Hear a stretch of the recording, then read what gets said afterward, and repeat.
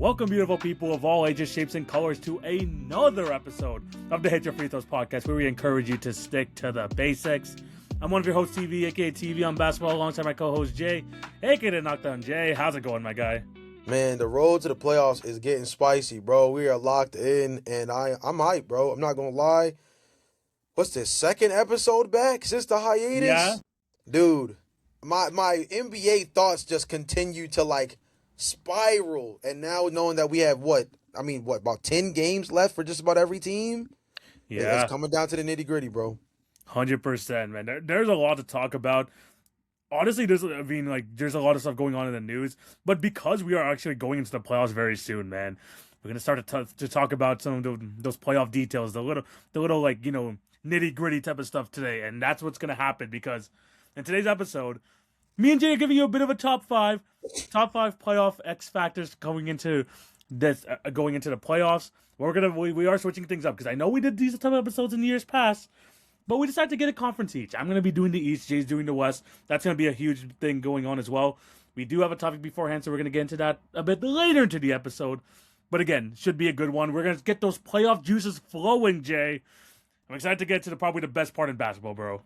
Yes, sir. I mean, this is where you lock in, bro. This is where, as a podcaster, you get your bread and butter, bro. The breakdowns, the sweaty palms of potential game sevens. This is where everything starts to really come together, bro. The grind of the regular season is a fun one, but this time we're in right here, this is where the money's made.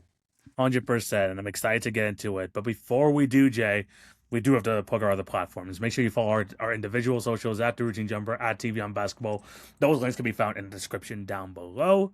And turn to the Hit Your Free Throws podcast. Make sure you follow us on TikTok and Instagram for the best daily NBA content. You got the picks, news, series, clips, all that good stuff. And you want to make sure you're tapped in because once we go into the playoffs, you're going to see even more videos from us, short form wise, over there. So be sure to check that out. In terms of the YouTube, remember to like, share, and subscribe and hit the notification bell so you will not miss an episode. And if you're listening to us on any of the podcast networks, Spotify, Apple, leave a review, subscribe, all that good stuff. We appreciate all of y'all's support. Jay, are you ready to get into this? Yes, sir. X Factors is an interesting conversation, bro, because depending on what your viewpoint of what a game-changing kind of player can look like in a 7-game series, you could end up naming a bunch of stars that just need to have a really strong playoff run, or you can name a lot of different, role players who need to step up in a way that if they do, could change the trajectory of a playoff series. So I'm interested to hear your side of it because the East bracket, I think, not nearly as straightforward as the West. I felt like I had a pretty decent time putting the West bracket together. What's your thoughts about the Eastern Conference? We're actually going to get into that very shortly a bit later. But man, the East, you're going to see, especially with some of these new teams coming into the playoff mix, it's going to be some guys that you're like, okay, you're doing pretty well in the regular season. Can this translate into the playoff sort of thing? But again, I'm excited for the playoff expectations. A little bit later. But Jay, we got to talk about some NBA news because the NBPA, I know we talked about last week, the WNBA, the union stuff, they finally got to a deal. That's good. But the NBA Players Association has been busy this week as well because not only did they come out with the statement because of the Giannis stuff, which is pretty nuts in itself. That could be a whole nother segment all on its own about, the Bucks trying to bench Giannis for X and X reasons. But Giannis is like, I'm ready to play. I want to play. That's a whole different conversation. But the other statement made by the NBA PA was about the whole 65-game rule, Jay. We are now near the end of the season. So those conversations are going to come back up. And this is specifically surrounding Kate Cunningham. Because we didn't talk about this when it first happened. But Kate Cunningham, unfortunate situation where he had a collapsed lung last week. That's gonna potentially make him miss the rest of the regular season. I believe that's the wording that they use here. He should be back for the playoffs. From the past, at least I looked at other from other people who had collapsed lungs. They were out for maybe 2 weeks, and maybe were able to come back 2-3 weeks. But who knows?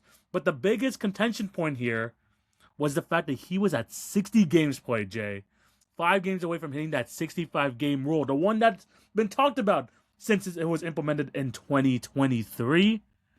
But now he's on the cusp of missing it. And we've been talking about it all season long, bro. All NBA first, maybe all NBA second team. Mhm. potential MVP candidate. I mean, he might not get any of that. He might not get any accolades at the end of the year because he didn't make the 65 game player partition policy. And the NBA, the Players Association came out with a statement saying that they don't like how that's preventing him from, getting his accolades that he truly deserves being on the best team in the East. Mhm. And they even mentioned afterwards that, this could potentially, hurt people's money down the line, and that they think that they either need to have a big reform of it or they need to abolish it altogether. Mhm. Jay, big statement, especially coming from the Players Association. Again, they are there to represent the overall voice of the players. What are your thoughts on this statement and like the idea of like maybe the 65 game rule ain't it? I mean, don't get me wrong. At the end of the day, I can understand from a player's perspective why they're upset about it. The accolades. This is the real issue with the overall rule. Is not the rule itself. The issue is the fact that things like MVP, Defensive Player of the Year, All NBA selection, they also have contract incentives for a lot of these players, especially the all-star caliber players signing rookie max extensions like a Cade Cunningham. It's one of those things where, if we're being honest, if the real issue when you talk about separating a 65 game rule and a lot of these other issues is they can't keep affecting guys' money. That's the only reason why guys are truly upset when we're having these conversations, is because the incentives of making an all NBA team can be the difference between TV 10, 15, $20 million on a given contract. Not only does that affect the players, but that also affects roster building from a cap construction standpoint. This issue to me is less about guys meeting the 65 game rule for the idea of being recognized for what they deserve, and more about what the implications are if they don't meet those thresholds when they're clearly in the conversation for them, right? Again, we talked about this off podcast. Kate Cunningham's financially set. He put himself in a good spot signing the rookie max extension. I believe, Yeah, what was it, last summer? last He's summer, put yeah. himself in a really good spot financially with that max. But of course, we know there is a cap booster to that if he makes the All NBA team either this year or next season, right? That's something that puts him in a really good position. Yes, it affects the Detroit Pistons cap as well. But shoot, from a financial standpoint, for someone like Cade, not only as a young player looking to be recognized in this league and probably deserving of a first team All NBA nod, if not at least second team this season, we're looking at a player that also has the chance to make more money by playing up to par for what was 60 games and honestly, I don't want to say unfairly getting injured because that's not really how that works, but Yeah. his injury came with, I mean, basically what, a tenth of the season left?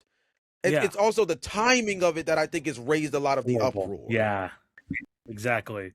It's imagine. I mean, they're already like making like a whole statement about this. Imagine if it had to affect his money. I feel like this would have been even a bigger story than it is right now. Yes, great point. 100%. But it is a big thing too. I mean, at the end of the day, players, you want to say that the accomplishments doesn't matter. All that matters is winning a championship. Yada yada yada. Players care about their legacy. Players True, 100% care about their legacy. And true. Kate Cunningham, rightfully so. Yes, he has only played 60 games, but it's been a very unfortunate situation, and it should like this type of situation. And I think especially the biggest part of their statement here, which is the most important part, was them saying that they need to create an exception for significant injuries. That is the biggest like Mhm. part of the statement. I think like everyone is talking about because you gotta remember why they have this whole thing in place with the player participation policy in the first place. One, they're about to sign a new TV deal, and the whole load management thing is like, guys, players, we need you sign, we need you playing because we need to sign these TV deals. They want to make sure that the top talents, the top players, are on the court, rightfully so. I think that's completely fair, and the NBPA and the NBA agreed to make the 65 game rule a thing. Right. Now, something I learned today because I was looking a bit more into this. There is kind of that little buffer if you've had a season-ending injury, for Mhm. example, where if you have played 62 games, I think it's a 62 game minimum, and you have a season-ending injury or a significant injury, you are still eligible for All NBA, all that stuff, right? But in terms of the 65 game rule, I my biggest thing here is, and I kind of understand why they say it here, is that we want to make sure that there is a pure difference between missing games because of injuries or something especially out of their control, like this whole Kate Cunningham collapsed lung thing, Right. and load management, because that was what this whole thing was, like solely based on trying to build. Mm. So I don't know what the 100% the solution is. I don't want to get my whole thing is I don't want to get rid of the 65 game rule. You could see Me it's neither. clearly working. It's Yes. clearly working and getting these guys on the court and getting people like Giannis. Even though the Bucks want to shut him down, he wants to still play. And Bucks fans deserve to see him play on the court. He's freaking their best player. People pay tickets. He is a ticket mover for that organization. Right. So you would like to see players do that. But in terms of accolades, potentially money being involved in the future, I do think there needs to be a bit of a reform. But I don't think there's no need to like completely abolish it, because again, we've seen it that's working, and now with all these new national media coming through, all these different broadcast partners with NBC, all this different type of stuff, you want to see the best players playing, and they honestly, for the most part, at least they're trying to. Yeah, I think that's the biggest thing. Where you end is where I want to pick up, because I think that's the most important thing too. Is I'm not going to abolish a rule that clearly is working, because half the reason another big reason why people are clamoring so hard for there to be a conversation around this is because it also sounds like guys actually want to play. Like, Yeah. right? Which is another thing that I think was, again, like you mentioned before, and a big issue was the tanking aspect kind of instituted this whole aspect of load management, or even when it came to postseason success, Oh, season, yeah, teams that were exactly. talking about trying to put themselves in position to be healthy for the playoffs. You found guys positioning themselves to get to a point where they're like, okay, we can sit him as long as he's good for as long as he's good for late April, as long as he's good for May, right? But it's like, no, guys are trying to actively reach the 65 game threshold because of the meaning that it now has to be in that situation. I think it's so weird that beforehand it was implied. It kind of felt implied that you needed to play, like 2/3 of the season, 3/4 of the season, Yeah. in order to be like really considered as an All NBA player. I think a bigger issue that's kind of like not discussed enough when it comes to the whole All NBA MVP conversations is, man, TV, inflated numbers in today's NBA, especially offensively, have made it so hard to determine what a real MVP looks like. And I think that's another thing that's really stirred the pot when it comes to this gameplay thing is because the MVP, there's a lot of years, there are a lot of seasons where, in the past at least, where MVP felt very like not unanimous per se, not on some like 2016 Steph Curry stuff, but like there's been a lot of years in the past where the MVP felt very direct, or maybe there was like a 2-man race for a good portion of the season. TV, this season feels like there's like 5 or 6 guys that are all like having a really strong clamoring for MVP for one reason or another. The Detroit Pistons have the number 1 seed in the Eastern Conference after being like one of the worst teams in the sport 2 seasons ago. Yeah. Jaylen Brown helped backpack a Boston Celtics team that had basically no expectations coming into the season without Jason Tatum, to the point that now people are asking, is he the number 1 with Jason Tatum back? A conversation we've had 1,000,001 times, but one that feels like it has more legs now this season than it's ever had before. Luka Doncic is obviously in the conversation for his own reasons. Shai Gilgeous-Alexander is in the conversation because he just should be with where the Oklahoma City Thunder are this year. Nikola Jokic continues to be a walking video game. And you've got Victor Wembanyama literally campaigning after games for why he should be an MVP, also taking shots at OKC in the process, putting himself in a position where, like, if you now look at the landscape, I just named 6 guys who all, by the way, have legit reasons to feel like they should be a lead MVP. Now, if I just name 6 guys who I think all could win MVP, that also means one of those guys can't make All NBA. Now look at the 65 game rule and what that implication has. All of a sudden, that rule makes the choice for you, instead of it actually being the play on the floor and forcing somebody to have to make the hard decision to cut one of those guys and put them on the second team. Like, these are the things, bro. Yeah, and I feel like with a lot of these guys too. I mean, you mentioned all those guys that are kind of like vying for that MVP, All NBA first team spot.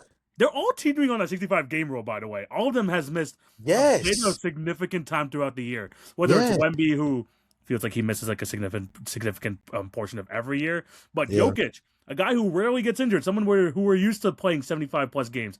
You know, the whole calf issue. What was it? The whole knee issue from earlier this year. Yep. Shea Missed. missed like 10 games post All-Star break. Right. Of course, we looked at the Cade Cunningham situation. Jaylen Brown feels like the only one who's gonna like clearly pass that 65 game rule. And then yeah, like all these different players who, yes, we were saying it's on the 65 who are like clear MVP candidates, like first team, second team All NBAers. The fact that they're the ones potentially missing out, even though they're clearly deserving of it. I think Right. that's also why it's like sparking the conversation, because there's just too many people surrounding that. Oh man, are they gonna make it because they're only allowed to miss 2 more games? This guy's only allowed to miss 1 more game in order for him to like qualify for these awards. So I don't know. Again, I don't know how you feel about it. I feel like this is more just coincidence, unlucky Yes. coincidence too, as well. Yes. For this year, because this is like even like really unprecedented that all these players at some point throughout the season had some sort of nagging injury or some sort of extended period of time miss. So I think that the rule itself, like you mentioned, the rule itself doesn't really need to be abolished. Maybe some changes is a bit more leeway with like the injury sort of thing. But at the end of the day, as fans of the product, as the guys who want to see their favorite players and their favorite team succeed, you want the best players on the court. And the NBA, after signing a media deal, wants to have the best talent on the court. Yeah. And in order for that to happen, they need to have this in place in order to, again, prevent role management. Of course, you can like change things up if there's some sort of injury. But this always comes back to the conversation, Jay. And I feel like this happens every year, every time they talk about load management, these injuries and type of stuff. Should the NBA shorten the season? That's the other thing too. And you know what's funny? That's the NBA side of right. The player side of it is more worried about the incentive aspect and the influence that it has there, especially from a legacy standpoint, right? Too. You think about like when you have a conversation about all NBA, right? I think to me, and this is something that I think is just philosophically how I view great players. The conversation between how many all NBAs you made and how many all-star teams you made, I think are two very distinct conversations, right? Not only because of how I think you should be viewed as like, in the grand scheme of your talent when we talk about your career long term, but also, of course, the financial aspect of it. No one's ever had an incentive that said if you make the All-Star team, that you would get a $500,000 bonus or something of that nature. If that were the case, players will be putting that much more emphasis on their social media following in order to have an Andrew Wiggins moment, right? So obviously we know that there's a big distinction between those two things. But then you take a step further and you have to have the harder conversation at the NBA and say, well, you set the 65 game rule for what it is, but with 82 games and 65 games needed to be played, the margin for error for that, especially once you get to where we are now in the season, the final 10 games, a final 10 games, by the way, that I don't think is going to move the needle for anybody in the playoff standings that significantly, by the way. Yeah. Like, maybe that's a misinterpretation, but as far as I'm concerned, unless you're a part of what The Athletic deems the mid-six in the Eastern Conference. I was going to say, those guys are the ones who are fighting for their lives right now. Yeah, unless you're like those teams, pretty strongly, the top 4 is set in the Eastern Conference. Right. The top 4 is set pretty firmly. Now you can have a conversation about who will be second seed between the 2 seed between the Celtics and the Knicks. I feel like the Cavaliers maybe could fight back. They're only about a game and a half back as well. So I think the top 4 is set. It's just a question of who will be in the order. Yes. But dude, in the West, the playoff spots are set. It's kind of like we just kind of have to play the tournament out. You know what I mean? Exactly. The Lakers are not catching the Spurs. Of course, the Nuggets, Lakers, and Timberwolves, and the Rockets, they're kind of all in their little mini thing. But Suns, Clippers, Trailblazers, and even the Warriors are kind of all stuck where they are. Right. So these next 10 games, yes, they might have a little bit of influence on seeding, but we know who the teams are. We're at that point in the season where we know who the teams are. So the Yeah. extra 10 games is just kind of sauce for no reason. Yeah. That's why I feel like, there's with the NBA and why the whole regular season thing is like, how much does the regular season even matter when you have this many so-called buffer games or those games like near the end where you're like, okay, we know where we're going to be in the standings. Let's just play it because we have to play these games. At the end of the day, they don't want to hurt their pockets. And I think that's what the league is definitely looking at because that's why you've seen them try to add more value to it with the NBA Cup. Why they want to add the NBA play-in tournament to kind of counteract attacking as well. So you already know the league side of things. They're going to find any way possible to not lower down the amount of games that they're going to have to play going forward, to not minimize that. Even though players of the past, players of now have mentioned, yeah, if they cut it by even 10 games, the product would look so much better on the court, which they are probably right. We probably know that for sure.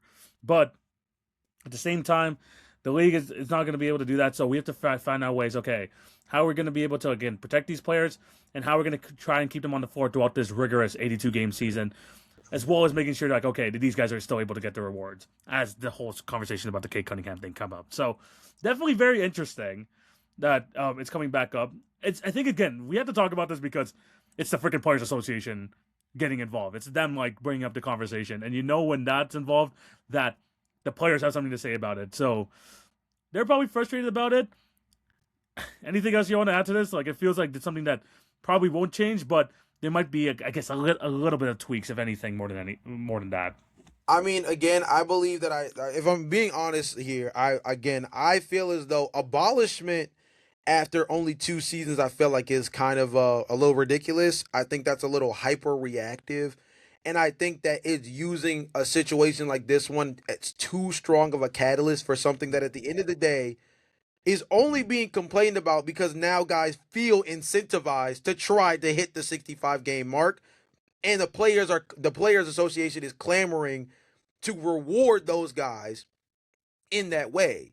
The issue beforehand was we didn't have guys clamoring to play at least the 65 games beforehand. That's the problem. Exactly. I think we've almost created a good issue now because now the players are upset that if they work to play 65, 70 games, but they fall to an injury that takes that away from them, they feel as though they shouldn't be penalized. Versus beforehand, it never felt like that was a conversation starter to begin with. We weren't having conversations about guys playing 65, 70 games. We were having conversations about the fact that guys almost felt like they were actively avoiding playing that many games. Yeah. That's a bigger issue. So I think you almost created a good problem to have as the NBA. And I personally think that's a much better situation to be in than the one they were in before.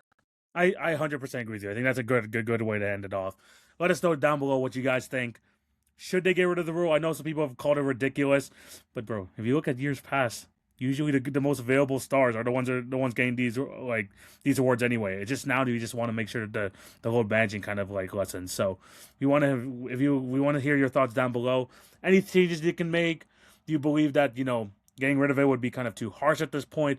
We want to hear all of your thoughts down below. Jay, let us move on to the next topic. And like we mentioned at the top of the episode, we are getting into that little playoff mode. We have 10, 11 games left in the season. Not much has changed. Not much is going to change, like you mentioned, besides that middle of the Eastern Conference, which looks absolutely ridiculous, by the way. 5 through 10 being separated by 2.5 games. That's going to be it's going to be kind of insane near the end there. So it should be very interesting. But before we get into all the playoff talk, because we're going to get into all NBAs pretty soon, the NBA awards, NBA playoff predictions. That's going to come out on this pod very shortly. But before we do that, we want to go again, dig a little bit into the weeds and talk about our playoff X factors going into the 2026 playoffs. And the way we're going to do this, we've done this in previous years where we kind of went back and forth on our top fives. Me and Jay decided to switch it up a little bit today. And instead, I'm going to be handling the Eastern Conference, and Jay is going to be handling the Western Conference. So we have a top 5 list of completely different players that we're going to talk about here. Should be pretty interesting. Jay, I found it, again, I think we mentioned it a little bit earlier. The East was kind of ridiculous because firstly, we don't know if some of these guys are even going to make the playoffs. But also, with a lot of these new teams and a lot of new players getting that first taste of playoff basketball, it's going to be interesting to find who we feel are the X factors. But how did you feel about the West? How did you find those X factors over there? So the X factors for the West actually, again, to me felt a little straightforward. I think one of the biggest things I tried to avoid in this one was naming guys that I felt like were direct X factors because of something like youth. Like, for example, one player that or one team that's not featured at all on my list are the San Antonio Spurs. I feel as though the San Antonio Spurs as a team are an X factor within the playoff picture because we don't know who they are yet in a playoff setting, right? We don't know what they look like under the bright lights, under that situation. Skip Bayless said it best when he was talking about Victor Wembanyama making his MVP push. Yes, you are everything you say you are from a defensive standpoint. You're also a player that's what, 82 and 90 in your career Yes. through 30 games? I mean, Yeah. through 3 seasons. Exactly. Yeah.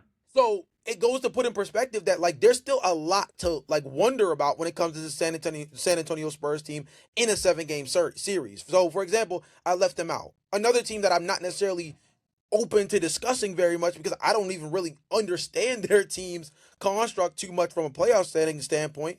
The Portland Trailblazers. I didn't discuss them very much when I kind of wrapped my head around the idea of putting together an X factors list because part of me doesn't think they're going to make the playoffs, even with where they're situated right now, which is firmly in the play-in conversation. But also, until I see who their first round matchup is, I'm not necessarily sure who it is to necessarily worry about in that situation. So it I is feel very you. much Yeah. leaning towards the teams that I feel like are firmly in the playoff conversation in one way, shape, or form. But I tried my best to lean on guys that definitely were not the best player needs to show up and show out, right? I Exactly. didn't do a I didn't do a can Shea Gilgeous-Alexander bounce back from the decent but not as dominant postseason performance he had last year and have a better run this year, or Exactly. LeBron James as the third option. Is that going to be the moving needle for the losses? I didn't go with somebody like someone like those two where it's like, I mean, let's be honest here. At the end of the day, those guys are going to do what those guys are going to do. I feel you. I 100% feel you. So yeah, we're definitely gonna be going to those. We talked about it beforehand. We're gonna be going with the East first, so that means it's gonna be my list. So I'm Mm. gonna be listing off my top five. We're gonna go through each player. Gonna go back and forth and talk about each of them.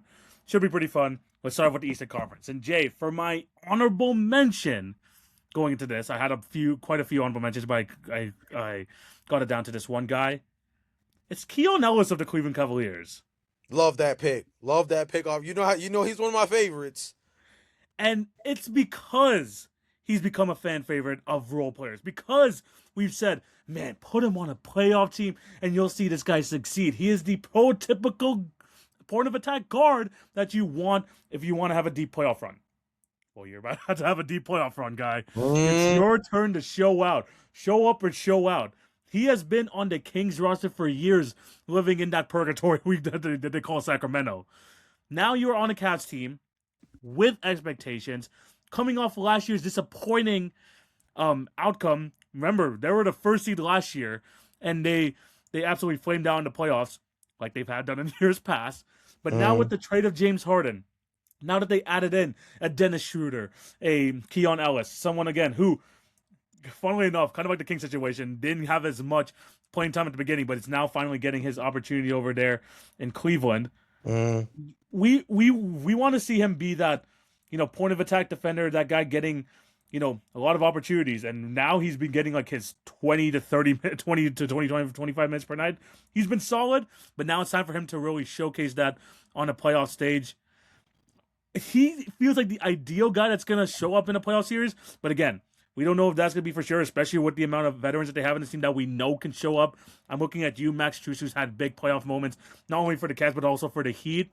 Mm. We know that Donovan Mitchell is going to have a big time playoff series. We're going to look at the other guys, but Keon Ellis has to be one of those key guys off the bench if this Cavs team wants to go for another deep playoff run. Mm. Yeah, I think that Keon Ellis is one of those guys you got to think about as a point of attack defender. Some of the guards that you have to worry about in the Eastern Conference on the other side, right? If Cade Cunningham is healthy, that's a team that you might have to go through. You think about Jason Tatum, you think about Jaylen Brown, you think about Jalen Brunson, right? Like if you go down the list of teams that you might have to run into Exactly. in Yeah. order to make a deep playoff run, like Keon Ellis and being able to deploy him is going to be really important. I think even if you look at where they're slotted at right now, they would face you guys in the first round. Being able to to put a guy like Keon Ellis against a slender frame guy like Brandon Ingram from. Although the length and size does not match up very well as far as one-on-one defense is considered. As a help defender, Keon Ellis helps in a really good way against a team like the Raptors that does move the ball very well, or pinging the ball around the court. As a help defender, as a guy who can fly around, he still really helps keep that Cleveland Cavaliers defense connected, especially when you throw in Evan Mobley, when you throw in Jared Allen as rim protectors in the midst of all of that too. So it just gives you some flexibility where even maybe you can deploy some 3-guard lineups where you have James Harden, Donovan Mitchell, and playing like Keon Ellis at like a pseudo 3 spot. Something that we've seen them do with Jordan Tyson in the past. Something that we've seen them do with Max Strus in the past beforehand, right? So we know that this is something they're capable of doing. If Keon Ellis' 3-point shot translates to the postseason too, because that's a big thing too. He's got to have. He's gotta knock down the 3 to be able to see minutes on the floor in the postseason. Like, he's gotta be able to give me that 3 ball is gonna be so important, because I think defensively he's gonna hold up. I think if we're talking about against the Raptors, I think against like a team like the Knicks, especially because they rely so much on small guards, he has room for real minutes in the playoffs. The question is it all gonna be him being the Ronnie Brewer, Keith Bogan's defensive specialist, Thabo Sefolosha style? Or is he going to have that three ball on top of it that makes him a very valuable asset, where instead of deploying him for like 15 minutes to help us get some stops, he can be a viable player over the course of 25, 28 minutes in a game when they really need some 3-point spacing? No, 100%. And again, this is a Cavs team that had to deal with a backcourt of Donovan Mitchell and Darius Garland in the past. So they know that they needed that point of attack defender for a while now. They finally have it. They just need this guy to really show up. It's the only reason I have him in the honorable mentions, because he's more of a playoff rookie. I know he had that one run with the Kings when it was the light the beam year and stuff like that. I still kind of consider him a playoff rookie in this sense. And I think now with a team with expectations, he's going to need to show up. And I think he's going to be, again, one of the X factors for me. But my number 5, Jay, I'm going to start over here. Probably one of the biggest swing players in the entire eastern side of this bracket. I'm going to go Mitchell Robinson. I'm going to go Mitchell Robinson for the New York Knicks.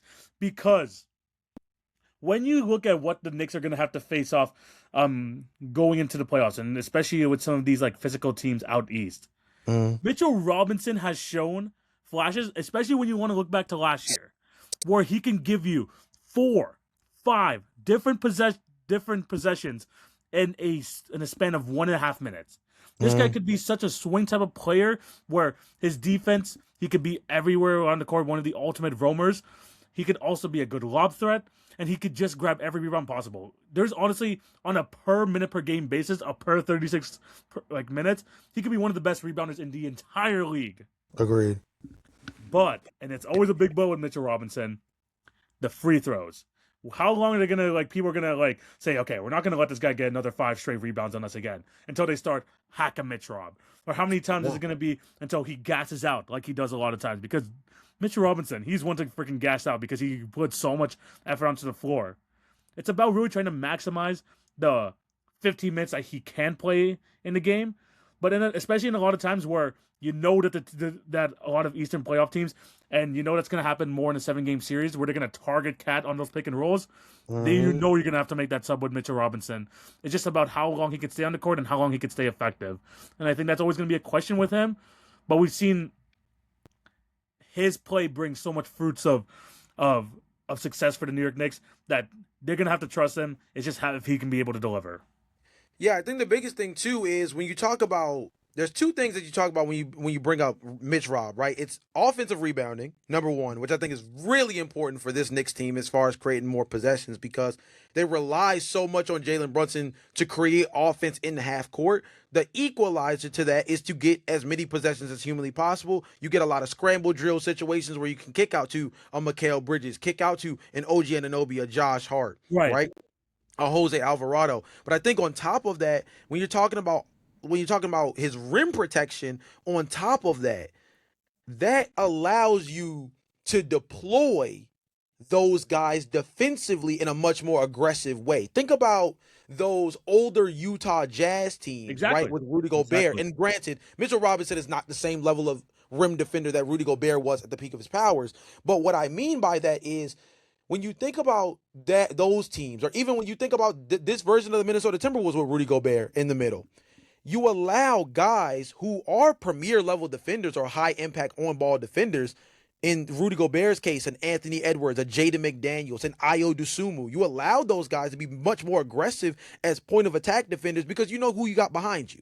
Same thing can be said about the New York Knicks. They know that they have a, let's say, a tough spot at the point guard position defensively across the board, right? As Exactly. far as all of their depth. Jordan Clarkson, Landry Shamit's competitive, but not necessarily, like a premier defender. Jose Alvarado he gives up size, but he's more of a, an impact defender. But I think about the OGs, I think about Josh, I think about Mikhail as defenders and how much more aggressive they're allowed to be when they know they have Mitchell Robinson behind them. Something that's that much more impactful when we think about it. TV, we've harped on this probably every single year since we started the podcast when talking about the playoffs.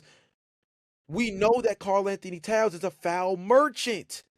That too. In the postseason, which means the depth at center is that much more important because there's a world where you could be dealing with some situations where you're at a 7-minute stretch in the third quarter and you can't play Cat because he's already picked up 4, right?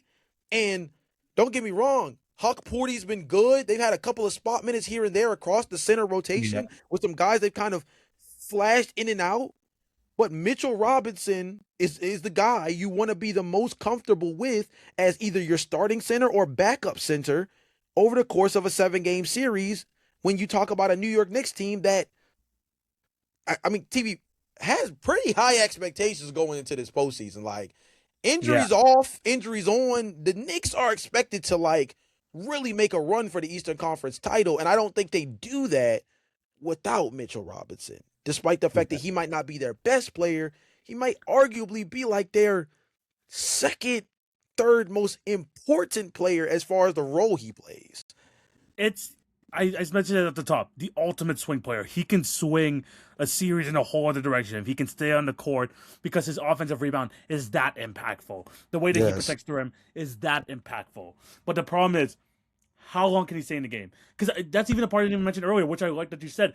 Karl Anthony Towns freaking fouls a lot, especially coming to playoffs. Man. He does. Him and Jaren Jackson, they're the freaking poster child of freaking fouling.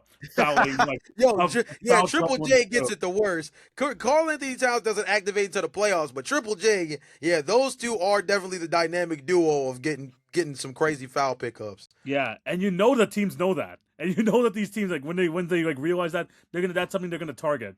So Mitchell Robinson, again, his ability to just give you so many extra possessions, give these guys so many chances, is gonna be big because not only does the Knicks, don't have the biggest defenders at the point guard position. The reason why they keep these guys on the court is because they can freaking create offense and they can shoot from long range. And if you're gonna get those long rebounds, Mitchell Robinson is one of the best at getting them. So if he can stay on the floor, he's definitely one of the bigger playoff X factors. Down to number 4 though, Jay. He's only at number 5 because we know that what he could do. It's just about how long he could do it. Facts. This guy, a complete unknown in the playoffs. But this team needs his skill set so badly that he's going to be such a big X factor if they want to have even some sort of resemblance of success in the playoffs. All right, bet. And I'm going to my Toronto Raptors. And the biggest X factor for me there, Jacoby Walter. Ooh, I love this name. Speak on Jacoby Walter for 1 second while I pull these stats on TV. Jacoby Walter, man.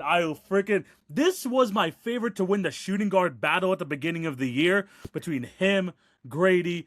Even there was a lot of talk early in the season that RJ Barrett might get traded. I thought they were going to start giving the keys to Jacoby Walter. And early on in the season, he was struggling. I will be one of those guys to fully come out and say he's been struggling. But as of late, Jay, over these last 6 games, he's been hitting the 3-point shot, being one of the better teams. One of the team's better point of attack defenders. The defense was always there with Jacoby. And remember, he's only a second-year player. The defense was always there.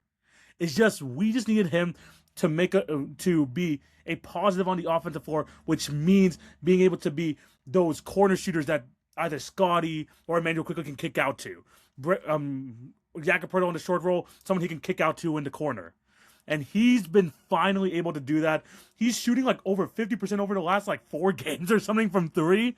He has been absolutely fantastic. I think just recently he hit his career high for threes with 7. or 6 are tied for his career high.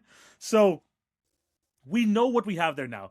Grady Dick is completely off the rotation, by the way. He has like been absolutely awful as for the Toronto Raptors, which is absolutely unfortunate because this 3-point shooting ability, we just wanted even a little bit of from that from Grady Dick. But now that Jacoby Walter is finally being comfortable in that role, comfortable with shooting the basketball, the Raptors need him the most come to playoff time because you already see a bunch of zone defense when you watch Toronto Raptor games because you see these teams challenging them to hit their threes in a 7-game series, that's all they're going to be doing because they're going to be okay with an RJ Barrett shooting a wing 3-pointer. You know they're going to compact the paint because that's where teams know that the Raptors are most effective.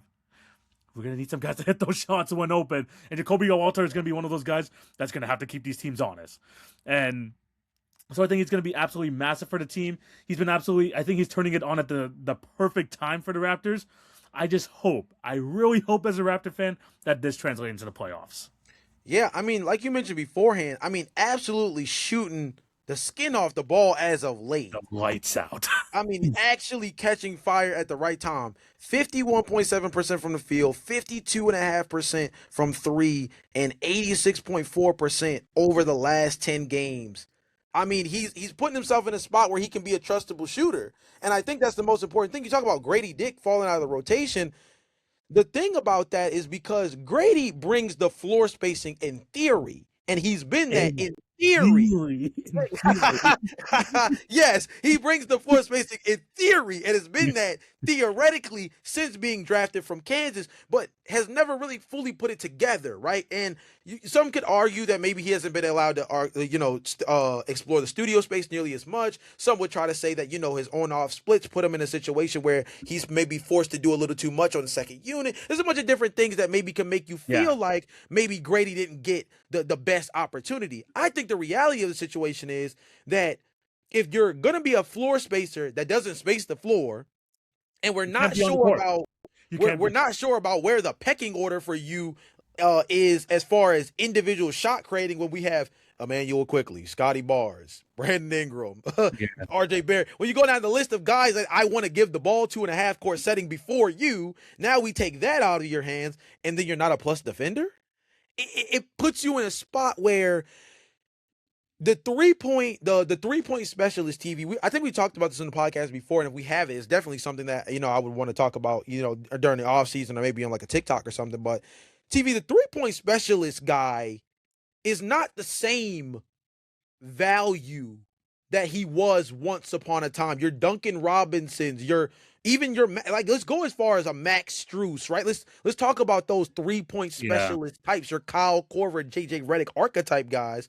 And I'm not saying that Grady Dick is that. I felt like he has the upside and had the upside to be more than that. But when you fall into this archetype of 3-point shooter, you see how limited minutes you get. I think about even like for the Orlando Magic, Jet Howard, drafted out of Michigan to be a knockdown 3-point shooter, shot 39% on 7 attempts per game at Michigan.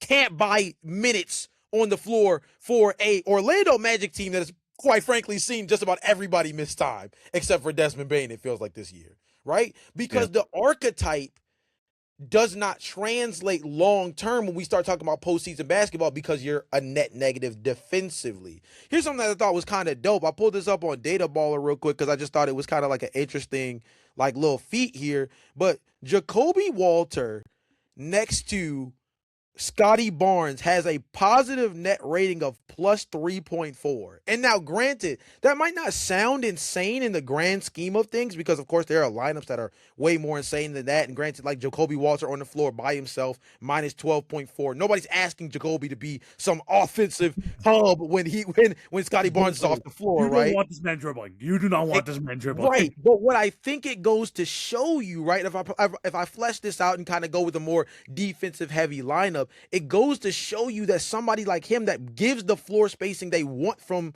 someone like Grady Dick has the defensive upside to keep himself on the floor.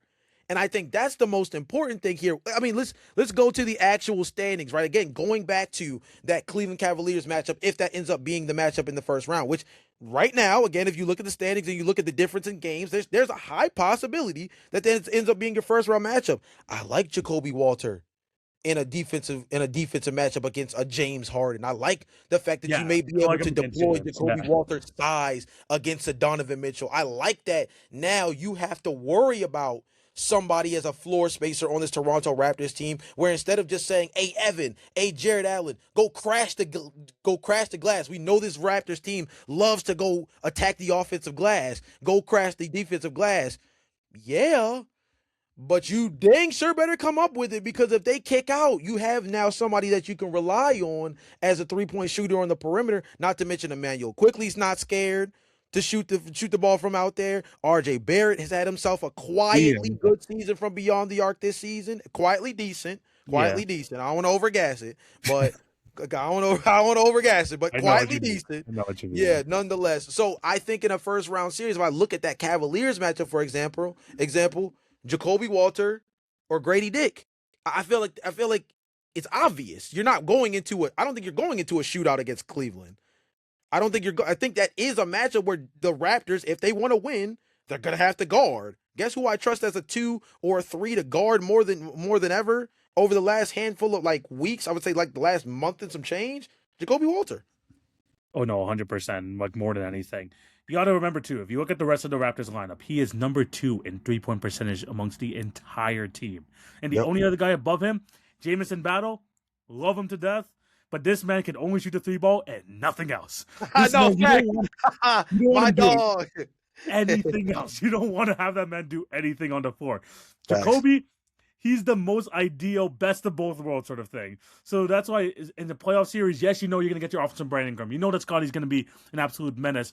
And for some reason, he even like turns it up a bit more when he faces Evan Mobley. Something about that. I don't know, bro. But I mean, Yeah. at the end of the day, you need someone to be that release valve, someone to really be that zone. What do they call it? That zone beater. That guy, like to do that. And Jacoby Walter's the best shot we got. He is the best shot we got at that. So I have him as one of my X factors 100%. I feel that. Number 3 though, taking it over to Atlanta. Speaking of 3-point shooting, oh, it's not going up for this guy. Dyson Daniels. He's probably one of the bigger names I have on this list. Yeah.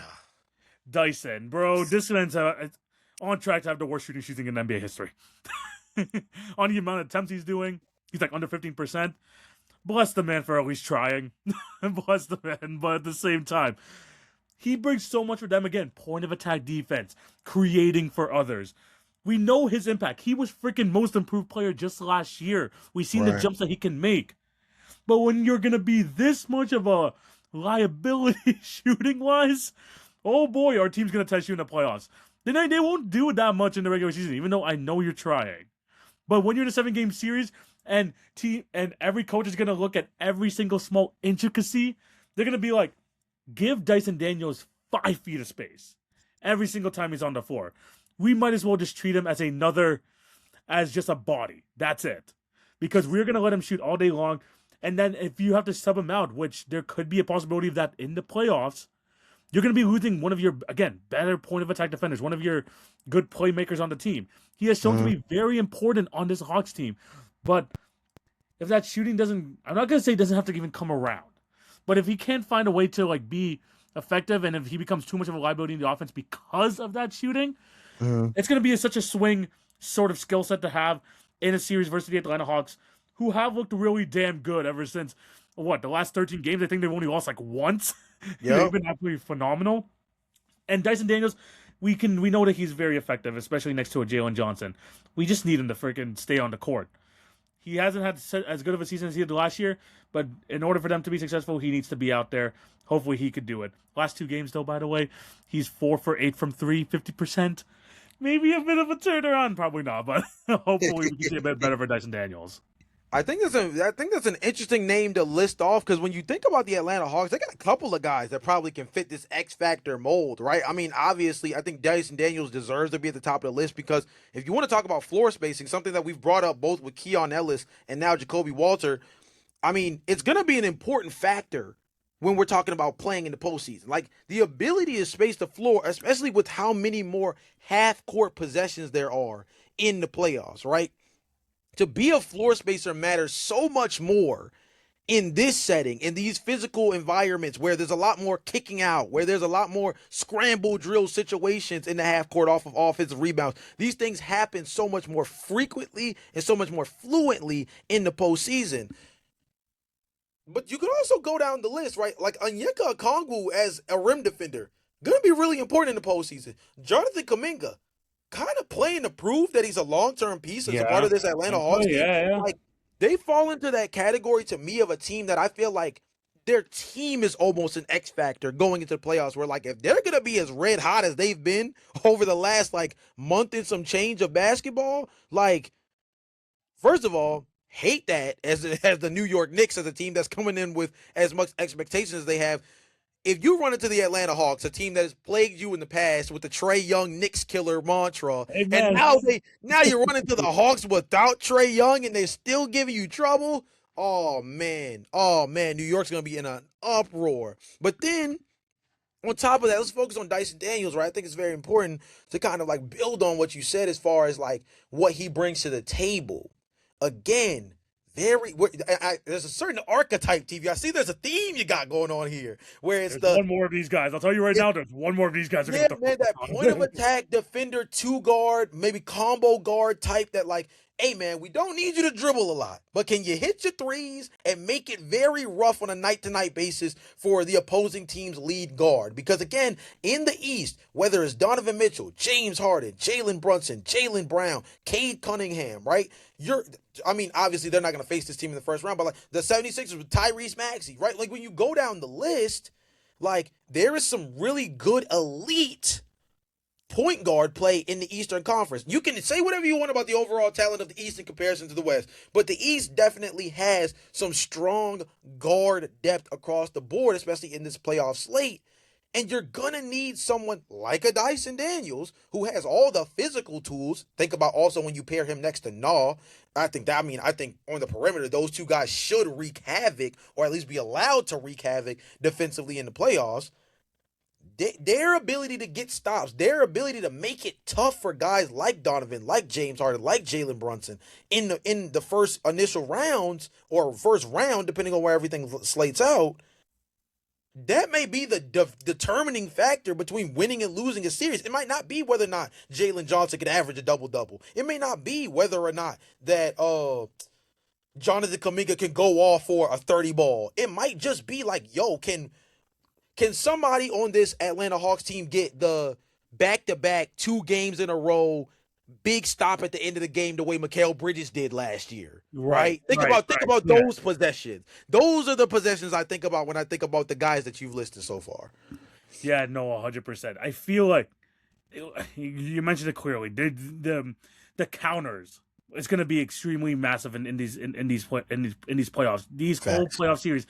And why I love the freaking NBA for this is you get to see a coaching chess match in a lot of these times that each of these coaches try to find the littlest little sliver, the littlest little mistake that you can have there and try to take advantage of it and let that be the focus, because you're not facing other teams. You're facing one team for a minimum 4 games. So you're going to know each other inside and out.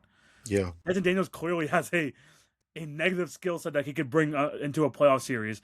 And a team like, for example, the New York Knicks, Mike Brown, those defenders, trust me, they know about that weakness. So it's all about how you're being able to keep yourself, effective on the offensive end, a net positive on the offensive end. And if you're not hitting your shots, finding a way to still be involved there. Because if you're not hitting your shots and then you let that affect other parts of your game, that's going to get real tough for you real quick over there. So the Hawks, yes, they've been really hot, and hopefully, these last 2 games could be a little bit of a turnaround for Dyson shooting wise, but it's not looking good so far, especially like when you take the whole season into account. So Dyson is that guy for me. 2 more guys for myself. I told you I'll have one more of these type of guys in my list. And at number 2, give me Asar Thompson. Give me Asar on this freaking Pistons team, because now his role, his whole thing is going to be under a microscope, because now they don't have that secondary ball handler. Now they don't have that secondary scorer to say, okay, we have Cade, now we can have someone else to rely on. I'm not saying that they have to rely on Asar, but there's going to be a lot more focus on the supporting cast on the Pistons team, because even when you go into the playoffs, let's be honest, Cade's not going to be 100%. He's not going to be in game shape after this collapse long. So it's Mhm. about these guys having to step up. Jalen, Asar Thompson in a bigger role, more minutes this year, has been averaging more turnovers, less points per game, and overall, yes, we know how great of a defender he is. I just don't know like how his skill set is going to translate into the playoffs when teams are just going to more than anything. And you saw this with the Knicks last year. Just Mhm. freaking just do anything in their power to get the ball out of Cade's hands. And it's Yeah. not like last year where you have a Dennis Schroeder to be that release valve, to be the one running the offense. No. You don't have that anymore. If you want to go to someone else, you're gonna have to go to Denise Jenkins. And he's been trying his damn best over these last few games, but you don't want to have that situation going into the playoffs. Asar Thompson, though, people like comparing him to his brother. Clearly not the ball handler he is, not the playmaker that Amen is. But you need to be a positive on that basketball court because you need to be that perimeter defender for the other team. The biggest calling card for this Detroit Pistons team is that they are a top 3 defense in the league, and they're going to make things absolutely a living hell for the other opponent. Yeah. Hopefully, you got Isaiah Stewart back on the court because he has been low-key one of the best defensive players in the league, like at the center position. But Asar Thompson, a big body, super strong, one of the best defenders that they got. Can he stay out on the court, or is it going to be one of those situations where they have to favor Duncan Robinson minutes just because you need some sort of shooting on that team? You know, Tobias Harris is going to be too valuable in that series in that end as well.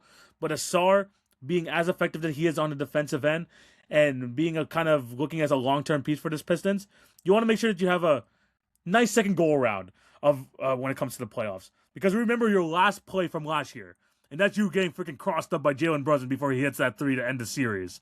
So you want to make sure you come back, have a good playoff series here, and again, not show that you are going to be a net negative on the basketball court. Hopefully, he does show up pretty big for this Pistons team because they're going to need it. Yeah, I mean, I think the biggest thing too, when you talk about what he brings to the table, you look at the depth on this team. You can't really afford to take Asar Thompson off the floor in a postseason series. Exactly. Yeah. Right? I think that's the biggest thing is you literally cannot afford because who do you turn to? Are you now putting that much more responsibility on Ron Holland? Are you now banking on Kevin Herter to have a resurgence 3-point shooting wise in ways that I feel like we've been talking about for like the last 2 years? That hopefully he'll get back to that 37, 38% clip that we know that we knew him for more so with the Atlanta Hawks.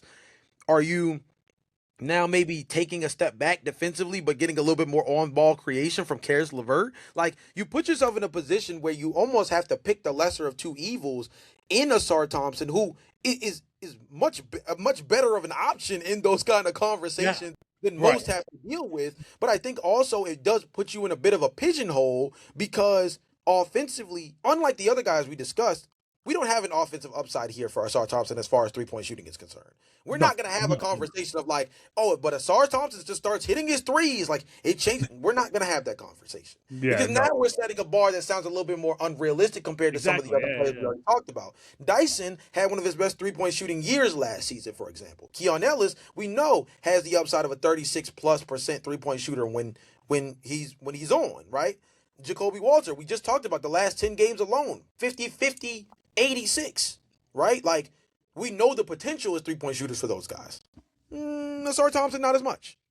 So with that being the case, defensively, his intensity matters that much more. His ability to score in transition, the easy buckets, the backdoor cuts, the simple stuff in the half court, those things become much more influential as far as his role in the game. I think his biggest thing is he just has to do all the little things well, and this team can continue to roll. If he is helping as a ball mover, if he's continuing to be dangerous as a point of attack defender and as also as a zone defender, right, as a guy who could be secondary Yes. help. Exactly. If he can be that guy, if he can be, man, I hate evoking this guy because the name matters so much, but I also think this is an archetype that him and his brother were associated with coming out of the draft. But like, if he can be like an Andre Iguodala type for this team, minus the 3-point shooting, because Iggy also had an insane 3-point shooting spurt during his time with the Golden State Warriors as well. But outside of the 3-point shooting, which feels a little less realistic, if he can be the, has every tool in the toolkit guy for this team, the Swiss Army knife guy. What do you need tonight? Kind of guy for them at the 3 spot. The Pistons got a lot of runway for who they can be, even with getting let's say a hindered Cade Cunningham back. And I do, yeah. Again, it's a different conversation than we had some of these other guys because you know that the upside is there 3-point shooting wise, and it's not like I'm talking about Asar Thompson in a sense where I have that expectation for him to be a 3-point shooter. That's not what we want to see out of an Asar Thompson.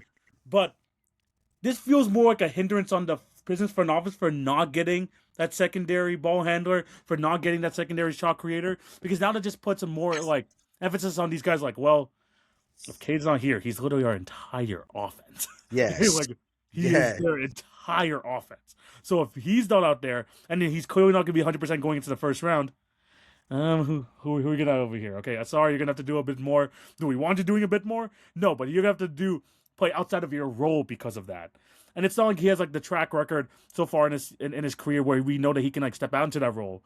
Because ideally we want him to be like an Aaron Gordon, right? Right. At least like early Nuggets Aaron Gordon where, okay, of course now he has a 3-point shot and we didn't think that was going to be a possibility. But someone to be in the dunker spot, someone who could provide great, length, great defensive on the perimeter, especially for a forward position.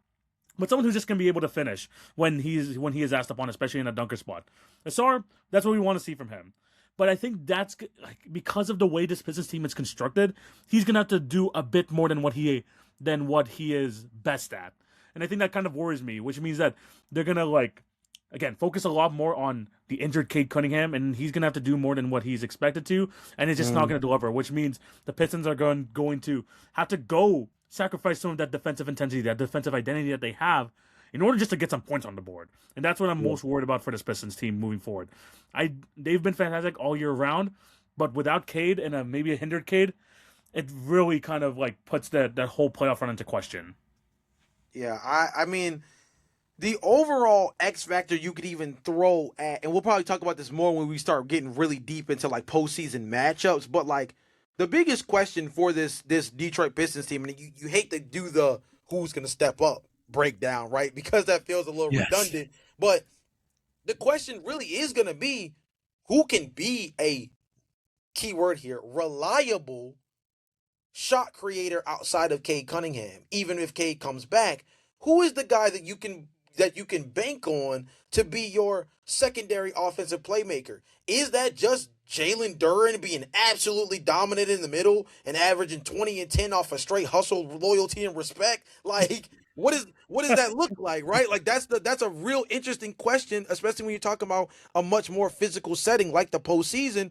Maybe that plays into the hands of a team like Detroit that has two, very, very scary physical presences in Jalen Duren and Isaiah Stewart. Hopefully, if he gets back healthy in time, as guys that it's maybe in this setting, maybe it favors those guys and they don't need a bunch of pull-up dribble demons. Maybe they don't need Tobias Harris to average 16, 17 points a game off of being a mid-range demon, right? Maybe it's just let Cade facilitate and let those two guys in the middle be hard-nosed defenders and make a bunch of noise. Maybe it's just that simple. But I think that Asar Thompson as a defender, I think like you mentioned beforehand, I think if anything, his defense is going to matter so much more because offensively we know that makes this team a bit of a 4-on-5 in the half court. So he has to be that much more special defensively to make up for that. 100%. Definitely something to look out for. Again, someone who's going to be a key starter for that team going forward. Is he going to be able to step up, or is he going to be able to stay on the court? And if there's enough offense on that Pistons team surrounding him. Right. Last guy, though. And honestly, this guy could be the truest of X factors just because we have no idea what he's going to look like come playoff time. Yeah. It is going to be completely out of left field because maybe this team might not even make the playoffs. But number one, Paul George. He fits the bill, don't he? The ultimate X factor. He's back tonight, by the way. Also, Joel Embiid's back too. He's finally back from his injury too. I just got the news of that. But Paul George is coming back after that 25-game suspension. Joel Embiid is coming back. We haven't seen Paul George in the playoff setting in a long time. It has been a while since we've seen Paul George in the playoff setting. And remember, this is still the $56 million man over there in Philly, making a bunch of money, hoping to be that third star, that secondary scoring option over there in Philly. And now he might go into a playoffs healthy for once. we need to see what version of Paul George we're getting Yeah. because coming into this so far in the season, 16 points a game, he's looked solid. We're not. It's not like we're asking for him to be like peak Paul George. We know that we're probably like far past that, but still one of the silkiest jumpers in the league. Someone who can like play on ball, off ball. Can he still be a playoff riser for them? Because Mm. we just don't know enough from his Sixers tenure what version we're gonna get from him. Because the injuries are always gonna be an issue. The 3-point shot we know is gonna be there, but is he gonna be able to knock that down in this system? Is he gonna still be effective um in a playoff setting where, you know, they're gonna ask a bit more out of him in terms of minutes? Freaking Nick Nurse freaking like taxes everyone in terms of minutes on that team, it seems like. Mm. It's just especially like on this roster and the fact that like he's coming off some injuries and now the suspension. What version of Paul George? I think he's the biggest enigma in terms of we know what he is star power wise. We know what he can bring you into playoffs. We just don't know what it's gonna look like. It's based on these last 2 seasons, and especially with this Philly team. We he has the profile to have a good like he has definitely the profile and the skill set to have a very effective playoff run, and he could do really well for the 76ers. And they're gonna need it. It just depends on if we're actually gonna see it. I mean, that's the $1 million or $50+ million question, right? 50+ million. Because I mean, let's use the playoff bracket currently as like a framework, right? You go up against the Boston Celtics. A healthy version of this Sixers team feels like a team that could give them problems. I mean, their Good biggest team. hole, despite the fact that they've outplayed expectations, their biggest hole this season has been the center spot. Now, Neemias Queta has played very well. Luka Garza has definitely stepped up in a real way. Nikola Vucevic is dealing with a finger thing right now. Should be back Yeah. in time for the playoffs. We'll see how that goes. But do I like a healthy Joel Embiid in that scenario? Of course. Of course. Of course. Right? Yeah. Now, when you talk about Jason Tatum, Jaylen Brown, I mean, you know, Derek it's, White. it gets to the point where, okay, I think Derek White, I think he fits for this. Peyton Pritchard, I think he fits for this. When you start going down depth, right? Okay, now Yeah. Tyrese Maxey, VJ Edgecombe, Paul George, to a lesser degree Quentin Grimes, to a lesser degree Kelly Oubre. Like it does get tricky, right? Once you start going down depth chart bar for bar, like even with Jason Tatum kind of slumping right now after like a pretty decent hot start, after coming back from the ACL, I think that like Paul George just raises, let's say he raises the floor Yeah. for what this team looks like. Let's say, like, for example, in a 7 game series, let's say you don't have Paul George, you come in with Joel Embiid coming back from his injury, you still have Tyrese Maxey, VJ Edgecombe. What might have been a 4 game sweep, but pretty competitive in like 2 of the games. Now, if Paul George is back healthy and on, maybe it's a 6 game Maybe it's a 6 game series, right? Like maybe there's a brighter light at the end of the tunnel for what this team could look like as a real contender if they had the continuity to go also with being healthy at the right time. Yeah. I feel like the top end talent can compete. Yes, The yes. top end talent 100% can compete. And Paul George helps equalize that because when you pluck him Yeah. off, if we have to do like a player by player ranking, Yeah. for example, in a series against the Celtics, I mean, you're probably when healthy. If you do win healthy, you got Jason Tatum, Jaylen Brown. You probably say, Yeah. Joel Embiid, Tyrese Maxey, in whatever order you feel. Some would maybe say Tyrese Maxey better than Joel Embiid at this point. Depends on how you feel about it. I think Joel Embiid, when healthy, still, pretty Yeah. dangerous I feel MVP you. caliber Feel you. player. But you take Paul George out of the mix, and like you might start naming like 3, 4 guys for the Celtics before you get to your next Sixers player. And that's just being Right. honest, right? Versus, honestly, you could make the argument that with a healthy Paul George, of the top 5 players in the series, the Sixers would go in with 3 of the top 5 guys. Right.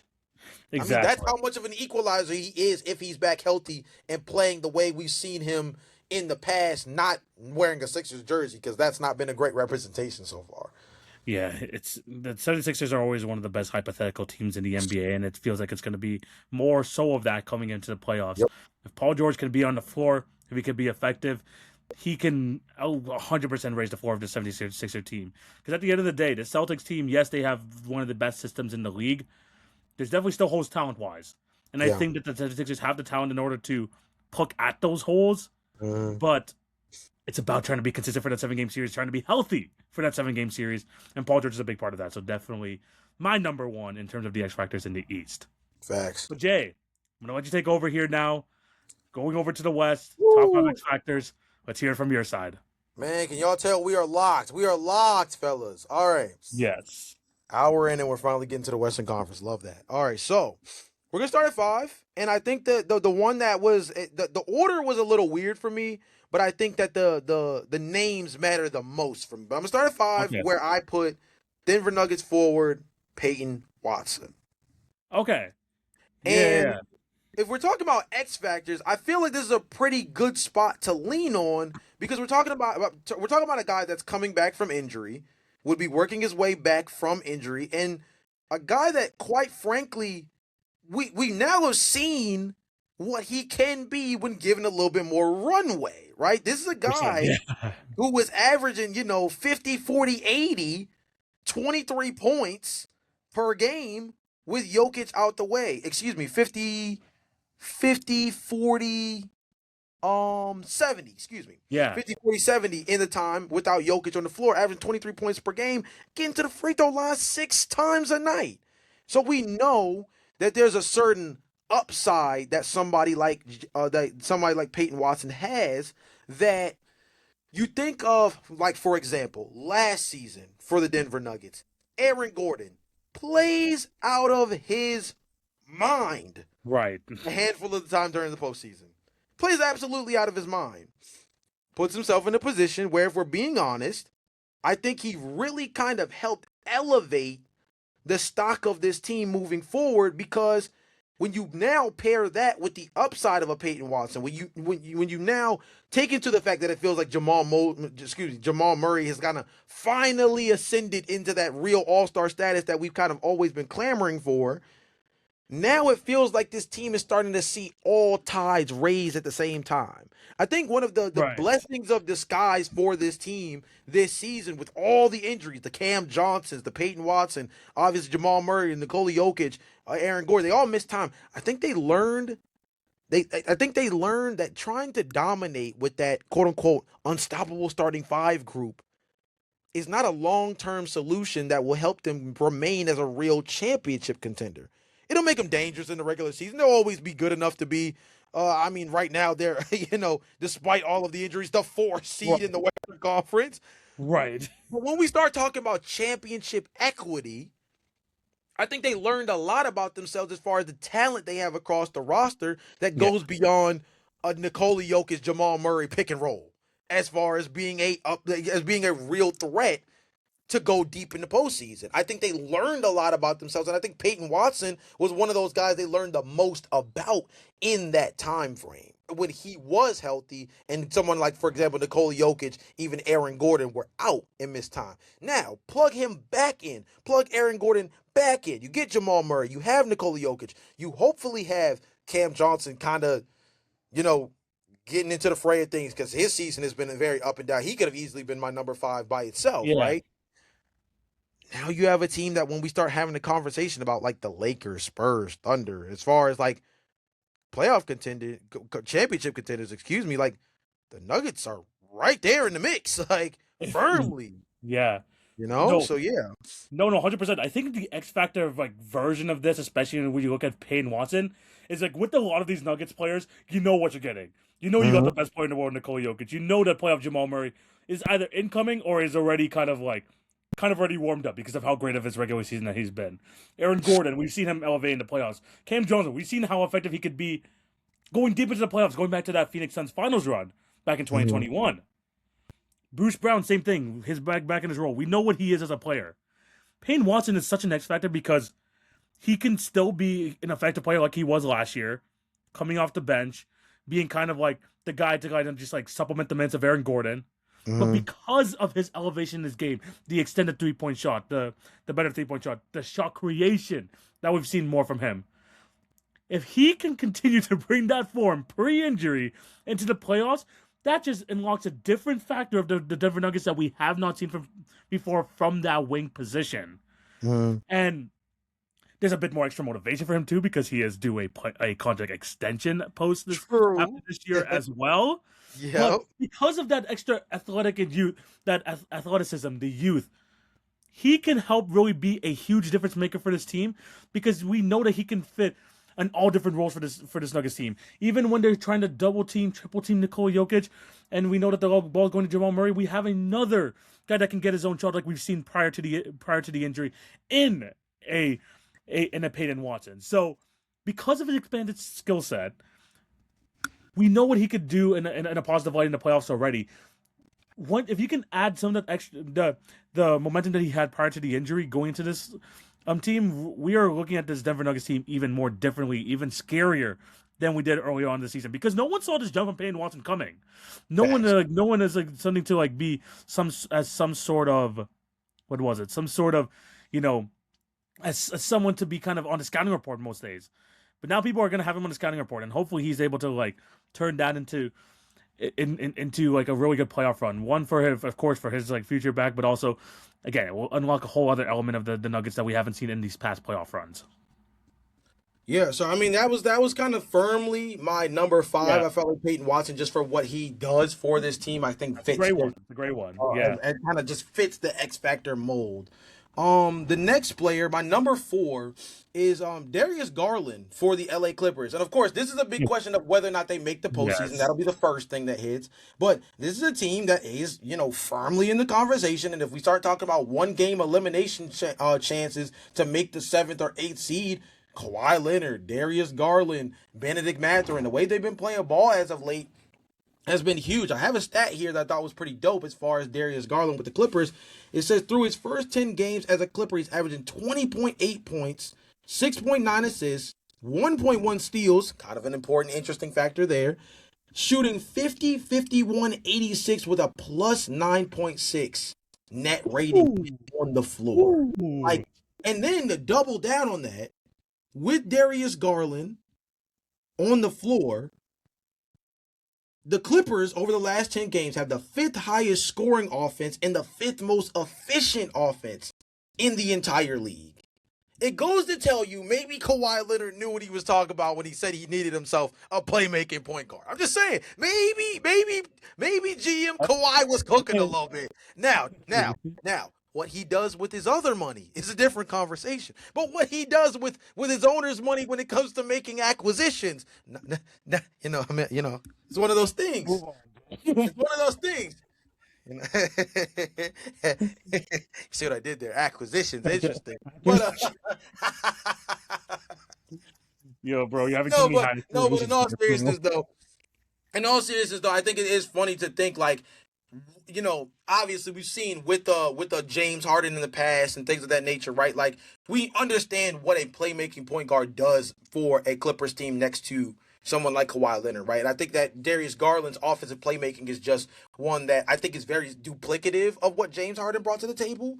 I think that Darius has a little bit more of a threat as a get to the basket guy compared to James at this advanced age. And I think that he just is somebody who I think, especially now that he's, playing for a new team, I think also is not necessarily deferring, but you can see that he's playing with a little bit more of a freedom mindset as opposed to playing next to a more ball dominant guy in Donovan Mitchell, right? So I think that's another thing that's really important. No, 100%. The thing with Darius Garland, especially when it came to the playoffs, it wasn't the talent. We knew that Darius Garland, when healthy, he's a multiple-time All-Star for a reason. He is an efficient shooter, a great playmaker on a team. It's just that whenever the playoffs come around, he either has some sort of nagging injury, he either has some sort of thing that he has going on for him that has been like kind of like lagging throughout the entire season. And now as part of this Clippers team, yes, they haven't had like a secured playoff spot just yet, but especially as of late, the shooting is 100% coming around. The offense is there, and now that he is clearing away the number one guard, like you mentioned, he's not playing next to Donovan Mitchell anymore. He's playing next more to an off-ball guy and a Benedict Mathurin. So with him, Mathurin, Kawhi Leonard, he has free reign to be the point guard of the team, and the talent is definitely showing through. He's got shooters around him. A lot of unknowns on that Clippers team, especially going into the Going into the playoffs, I mean, we don't know how much Jordan Miller is going to be a key role for them. Who's been shooting the ball a lot for them. We don't know how important like Kobe Sanders is going to look like for this team. But at the end of the day, Darius Garland is far and away their second option here, especially when it comes to handling the ball. When it comes to making sure what's it called for making sure that the offense is rolling. This is something that the Cavs fans want to see. Basically, what I'm saying here with Darius Garland, and even though he hasn't been, fully healthy here as a member of the Clippers, he's finally like getting himself back into the flow of things on that end. Um, at the end of the day, he is someone that he's actually, um, finally getting himself like a bigger role and finally like doesn't have to share as much of the point guard or the guard responsibility over there. So as long as he could stay healthy, I truly think the talent is there with the Darius Garland. It's just about can this carry over?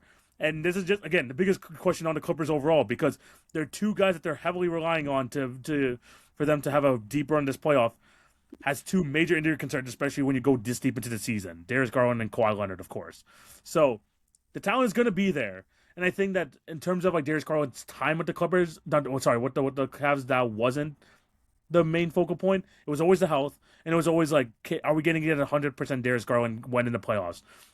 Hopefully the Clippers can get that because if a duo of Kawhi Leonard and Darius Garland together kind of just works, man. Like you mentioned, like Kawhi Leonard mentioned him like just needing a playmaking point guard. Darius Garland has shown that he could be one of the best of those in the NBA, and he's finally getting into his flow with the Clippers now. He's looked absolutely fantastic. Yeah, I think another thing you kind of brought it up in passing there, but I think it is pretty important. Just the fact that he may be healthy going into the Yeah. postseason is its own separate thing. I mean, the last two postseasons in particular, he's been as hobbled as it gets, right? Whether it Yeah. was being in the situation where his jaw was broken, couldn't eat, and came into the postseason basically, Correct. weak body, right? Or he's had the ankle issues in the past. Like he's had a handful of different things that have really hindered him going into the playoffs where he hasn't been able to be 100%. I think with this Clippers team, they get the chance. I think you kind of mentioned it with the comparison to Cleveland Cavaliers. The Clippers get the chance to see something that the Cavaliers never got to experience. And I think that also makes him so much of an X factor because that means we also don't really know what his full, capability is. And that's something that as a former number 4 overall pick, like he's somebody that could be a real floor raiser for this team with the lights being bright. And again, this team has to make the playoffs first because right now they're not firmly in it. But I think that Darius Garland is going to have a lot to do with this team making the playoffs if they do get in. And I think number 2, or B, I guess you could say, is that I think in a 7-game series, this sounds weird to say because, again, we can't go based off of anything we've seen in the past. But if Darius Garland's healthy, in a weird way, I think I trust him more than James Harden in the playoffs. If he's healthy, I think his play translates in a way that I think he's going to be more effective long term over the course of a 7-game series, as opposed to James Harden, who I think has enough of the demons in his head right now, as far as the playoffs are concerned, that he has a lot of proving people wrong to do. Versus Darius, he's kind of just been dealt some bad cards. But if he really gets a chance, like he seems like he has the opportunity to do, he might get the chance to finally kind of show his stuff off. Yeah, I just want to see a healthy Darius Garland a postseason like overall. That's the biggest thing I want to see here. And if he's able to do that with the Clippers, I think they're going to be a lot more confident in their future. Jay, who do you have at number 3? Number 3 is friend of the show, favorite of the podcast, our boy Julius Randle, man. Every year around this time, we have a question marks about Julius Randle. Hey, TV, before the podcast started, I told you the Western Conference wasn't as hard as it seemed. some of these guys are just baked in, and one of the guys that's grandfathered onto this list, it feels like every single season, is Julius Randle. TV, let me read you the stats for Julius last playoffs. Last playoffs, that postseason, there was a point. Before the Minnesota Timberwolves were eliminated, he averaged 22.8 points per game, 5.8 rebounds, 5.2 assists on 62.6% true shooting. At one point in the postseason, which, by the way, this was like going into the second round, I believe, at this point, Yeah. Julius Randle was the most efficient 20-point per game scorer in the playoffs, left playing. That is a stat that is real, by the way. That is a real stat. Hey, look, I remember the conversations after round one saying that Yes. Julius Randle exercised the playoff demons. I Yes. remember those conversations we had then. And Yes. then that series happened, the second round happened. So, like I said, see, that's why I had to preface it by Yeah. using a very particular time frame. But, Yeah, but I know. nonetheless, right? Yeah. I think the thing here is, especially, there's two things that I think are very important going to the postseason that have to be factored in. Number one, this team is dealing without Anthony Edwards at the moment. Now, do I believe Edwards will be back in time for the postseason? Of course. And that's going to matter a lot. But number two, and I think more importantly, is this team learned just how valuable this point guard position was this season more than ever. Think about what they weren't able to do at the trade deadline. Think about right now. Chris Finch said that taking Mike Conley out of the rotation feels like a crime against humanity. That's an actual quote, by the way, just in case anybody needs to check me out on that one. Feels like a crime against humanity, he says. But it's where this team is as far as trying to figure out their rotation. More specifically at that guard spot, dealing with Ayo Dosunmu and Dante DiVincenzo, right? And I think the importance here is it goes to show you that that point guard position is so up in the air still, even with Ayo playing some pretty good basketball right now, that Julius, as a secondary scorer next to Anthony Edwards, as we've said in years past, the rule still sticks.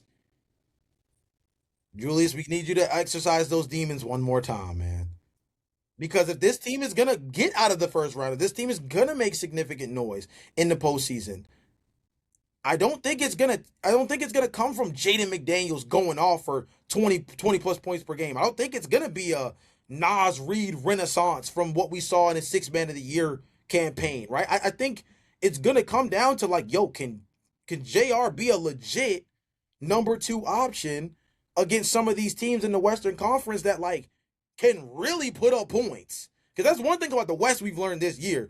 Yeah. Defensively, say what you want about some of these teams. I think outside of OKC and outside of OKC and San Antonio, I think all the other Western Conference teams in the playoff picture have real defensive questions. Right. Like, in my personal opinion. I think outside of those top 2 teams, I think everybody else has some real defensive questions. Of course, the Lakers do. And I think Denver definitely does from a rim protection standpoint and stuff like that, right? So if we start going down the list, maybe Houston, has a pretty solidified defense. Their questions are more offensively related too. You can make the argument that Houston maybe has the exact same problems, no pun intended, as Minnesota does, right? From what their overall issue, which is point guard problems and lack of a secondary creator outside of their lead guy.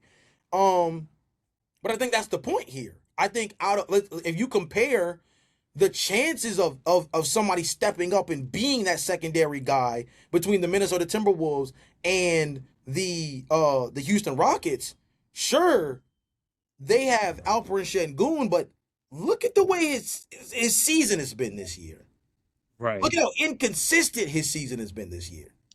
Now I have to use the upside of what I know Julius Randle can be when he's really on, using some very figmented numbers as far as the time frame in which it applies. Yeah. But the upside of Julius Randle as a secondary option, I think the ceiling is lower than Alperen Sengun's to be a playoff riser, but the floor and the likelihood of Julius Randle being a playoff riser, I think, is a little bit more likely with him than someone like Alperen Sengun. Potentially hot take, not sure, but I think that goes to show you like how important I think Julius Randle's going to be for this team.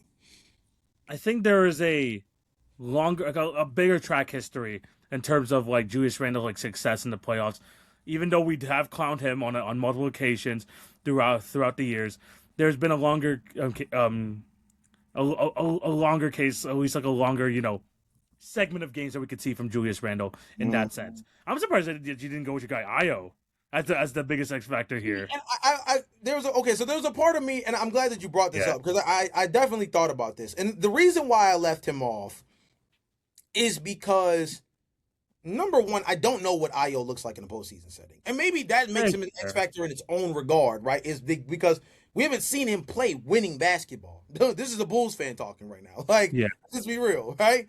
But I think Yeah. number two is he kind of falls into the category of a lot of the things that you mentioned in your five, as Yeah, far I as like feel the you. archetype of player he kind of needs to be in order for him to, be successful in the role that he's asked to play. Now, is he maybe asked to shot create a lot more than the guys you listed? I think he's probably entrusted a lot more than those guys. Yes. But I Yes, he is. don't think that Io is going to be this guy where they get to the postseason and they start trying to give him the ball a ton more, right? Or see if they Yeah. can play through him a little bit more often when Ant Edwards isn't on the floor. Like, I think that his role is very similar to some of the ones that you've listed with your player archetypes, which kind of makes it not only one of those where it's kind of redundant because I don't want to continue with that archetype because I think that Yeah. archetype matters a lot more in the East. Okay. Maybe number one, but number two, I just think Julius Randle, man, we make fun of him every single season that he kind of falls off and he responds with a really big, all NBA caliber season. Not really sure where this season falls in that conversation. Yeah, But that's another reason why he's an X factor. Because like I don't even is this an upside Julius Randle year? Like I don't really know. Yeah. I'm not really sure. Yeah, no, it's gonna be interesting. But yeah, but it's definitely one of those things where it's like you know how important he's gonna become to playoffs when it comes to the playoffs. Yes, they included Io. Yes, they have a bit more ball handling, which they've been looking for. But at the end of the day, Julius Randle is gonna be, I wouldn't say their enforcer, but he's the one who's gonna bring that physical advantage on the inside. Because Anthony Edwards, again, a perimeter player. A lot of these guys are gonna play off of Anthony Edwards. Once Anthony Edwards is not creating with the ball, and when they're going to end up staggering minutes in the playoffs, you're going to see a lot of Julius Randle backdowns. Yes.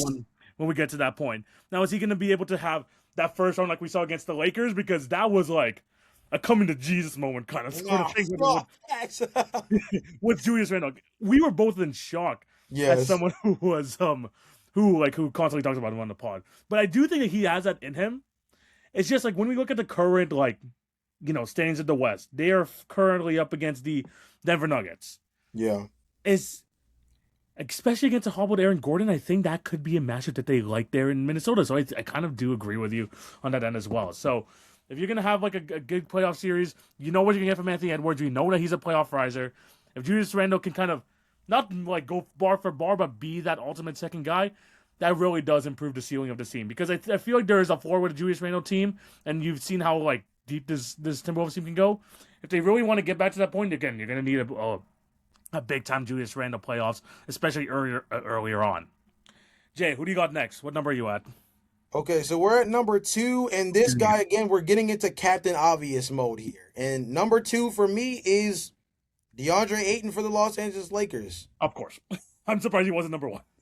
and honestly, you're right, because there was a part of me that wanted to put him number 1 because I think that his rim protection and quite frankly, offensively even, the upside there, it's one of those where like if he's on, like he significantly raises the upside of this team as a championship contender, because the question mark that we have about this team as far as not having an interior presence, it goes away. And now, you want to talk about come to Jesus moments, let me read something from you.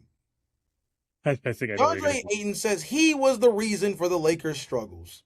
Everybody's been completely locked in, and I'm just tired of being the odd man out. I think I told the media the other day, it's just me finally catching up. Team's been there, it's just been me. I'm starting to look in the mirror, and I said, yo, bro, you're not that guy. You don't need to be on this team doing that at all.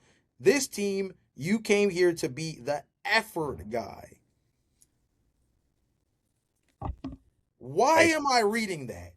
Because TV, sometimes self-awareness is the best upgrade. Sometimes the best way to get better, this is a life, here's a life bar for you. Sometimes the best way to get better is first to realize that you're the problem. Because the minute you come to that realization, you now can take the training wheels off and start to look at things from a 500-foot view as opposed to looking at them first person.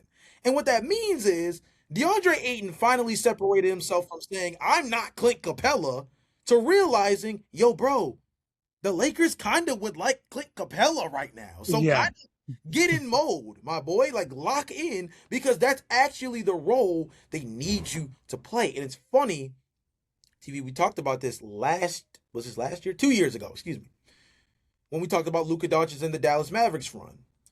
One of the most interesting things about that run was what?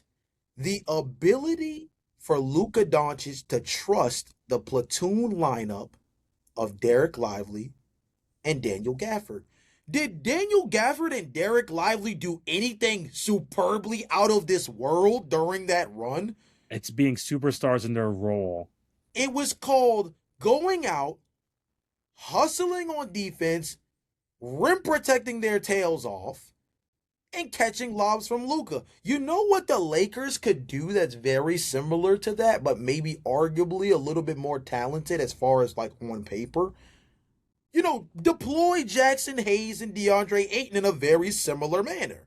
And I would make an argument that I think Daniel Gafford is better than Jackson Hayes, but I think that DeAndre Ayton, I think as an upside talent, is right there on par with Derek Lively when Derek Lively's healthy. Now, I think Derek Lively has better runway. I think Derek Lively long-term is the better player. But I think that there's some similarities enough there as far as the play style is concerned. For sure. Where you can deploy DeAndre Ayton and Jackson Hayes very similarly to how that Luka Doncic team with the Dallas Mavericks used Derek Lively and Daniel Gafford. Because they didn't ask those two guys to do anything special. They were playing in 7-minute spurts. They were playing in 7-minute bursts where Jason Kidd would put Derek Lively Jr. on the floor for 7 minutes, or Derek Lively, the third, on the floor for 7 minutes, pull him off, put Daniel Gafford in, let him play for 7 minutes, pull him off, throw Derek Lively in. Yeah. Because they needed the energy outbursts. So they didn't do anything special. They just deployed them in a way where, like you said, they got to be stars in a role. And I think that DeAndre Ayton having this come to Jesus moment for himself is the perfect segue into a postseason where you know what you just need to do, brother? Be a star in your role. And that's what I think. I think if this mentality translates to the playoffs, this Lakers team is going to be a team that even in a series they don't deserve to be the odds-on favorite in, like a series against the Spurs, for example, where maybe the Spurs on paper should arguably be the better team, but from a face value standpoint, when you start reading out the roster, a lot of people are going to go with the Lakers. You can actually maybe even do that in good faith because DeAndre Ayton just is doing what he's supposed to do. It's going to be massive. His ability to translate words into actions, I think that's going to be the biggest the biggest talking point here, because this is a very flawed roster. So far, so good, by the way. Since saying this, he's played pretty decent when he has been in the lineup. Now, he's currently not going to be playing in tonight's game as of us recording this due to injury, so that's his own separate thing. But nonetheless, like DeAndre Ayton, I think, like you said, if this goes beyond lip service, I think that's going to be huge for the Lakers. I saw that quote, and by the way, all-time graphic. By the way, that's a perfect one of those Blue Report meme graphics for the future. You look in the mirror and you realize you're not that guy. A+, S tier right there. But at the end of the day, lip service versus action. That's what I'm looking at here with DeAndre Ayton. I'm glad that he's finally thinking that, because literally weeks beforehand, him saying that Clint Capella stuff made me really worried about like kind of his sort of mentality amongst this group. Yes. Because Clint Capella, prime Clint Capella would be absolutely phenomenal on this Lakers team. Right. And if you can't even be that, then that would be a problem. Him coming to this and like having that kind of in real time looking in the mirror is great. Now that you've done that, we always say this when it comes to a kind of an addiction. Once you admit you're the problem, what are the actions you're going to do so? Are you Right. going to always be setting those screens? Because a lot of the stuff that we see with DeAndre Ayton is stuff that he could. A lot of things with basketball. These guys know it's second nature. Doing a short roll, standing in the mid range. Are you going to be able to go down there and battle with the likes of a Nikola Jokic, who has given Jokic problems for years? Are you going to be able to compete with a Victor Wembanyama? Are you going to be able to compete with the Rudy Goberts, the Julius Randles? We need to see that out on the basketball court. So seeing that, DeAndre Ayton being an X factor, yes, the talent is always there. We always said that we never had a question about his talent. It's just where does he fit on this roster, and if that fit is conducive to winning. And now that he kind of like has that, hopefully he can we can see some of that, change of mentality on the basketball court. But I want to say I'm not going to see it till I believe it. I like the words. I really do. If we see actual change on this Lakers team, which we have been seeing, I know a lot of that has to do with Luka Doncic going absolute maniac mode, going like for 40 points a game over the last 10 games. But if DeAndre Ayton can actually be a true garbage man, extra effort guy out on the playoffs, that's going to do some wonders for that team. And then having some sort of platoon swap with him and Jackson Hayes, again, not nearly the type of player Daniel Gafford is. I feel like he was the absolute perfect guy to have next to Luka. Yep. But DeAndre Ayton, you need to be that guy too. So, yes, I'm glad. I like the, realization. I like the words are coming out of your mouth. I just want to see it now on the basketball court. Facts. I agree. And that'll be a big needle mover for this team when we start talking about championship contention. It's one thing to be in the mix. It's one thing to look dangerous with Luka, Austin Reeves, and LeBron James. But like to get the championship level status, in my personal opinion, I think that they have to be able to get the overall contributions from someone like DeAndre Ayton in the middle. 100%.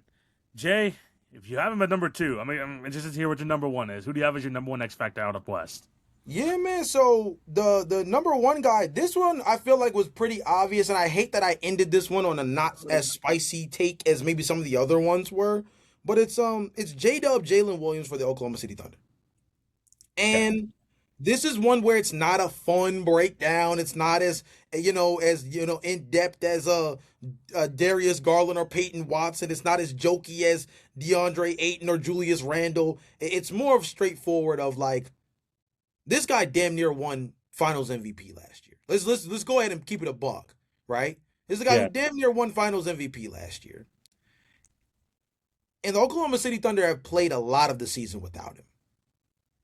And that's a weird spot to be in because it realigns roles in a real way. And this Oklahoma City Thunder team thankfully just has the depth to withstand it. Have you seen Jared McCain lately? Oh my goodness.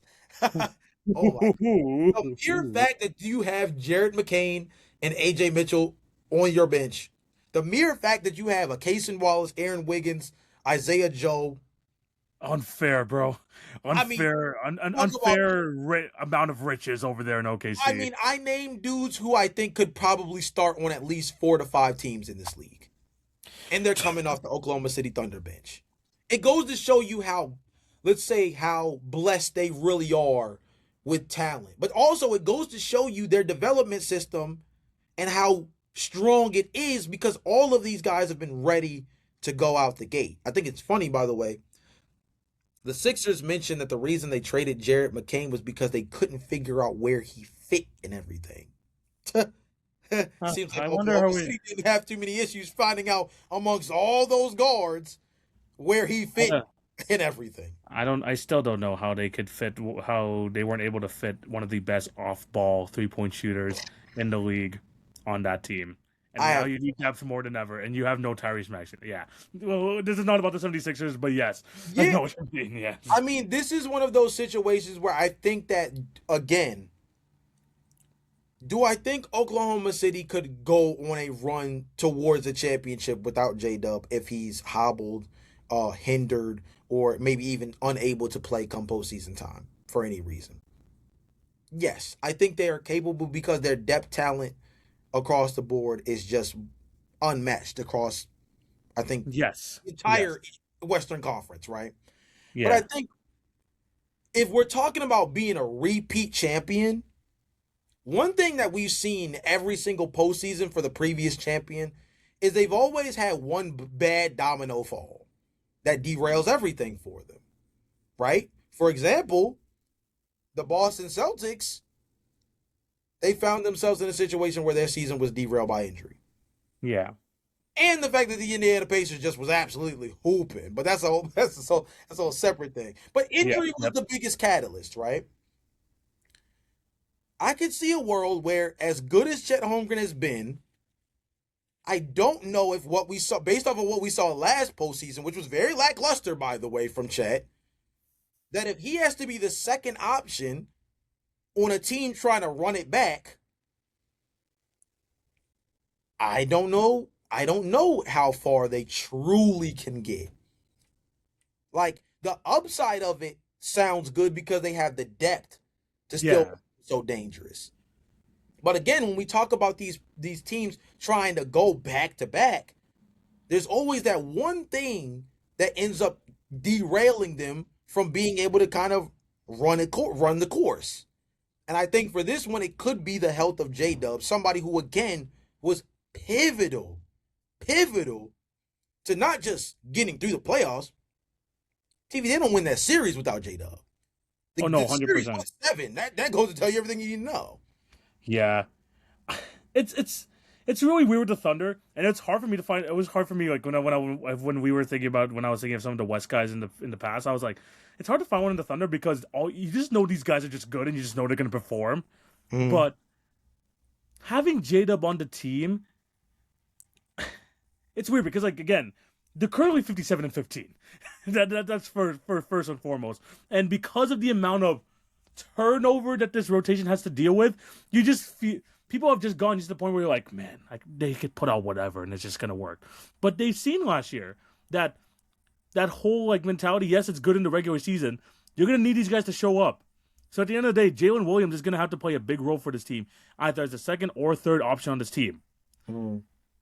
Where is he gonna fit? How is he gonna look come to playoffs after missing this amount of time? Because this is just 2 different injuries, by the way. These are 2 different injuries that he's been trying to deal with since the beginning of the season. Remember, he even, like, started off the season on the sidelines over there in OKC. He is such an effective player, and yes, you could say that, yes, if he doesn't do well, you can just use the other guys. It's not so much cut and dry as that. Because as much as you want to say as these teams, I've been talking about it throughout this episode, it's a chess match. It's different when you see Oklahoma City and you get overwhelmed by the talent when you see them, like, twice a year or every couple months or so.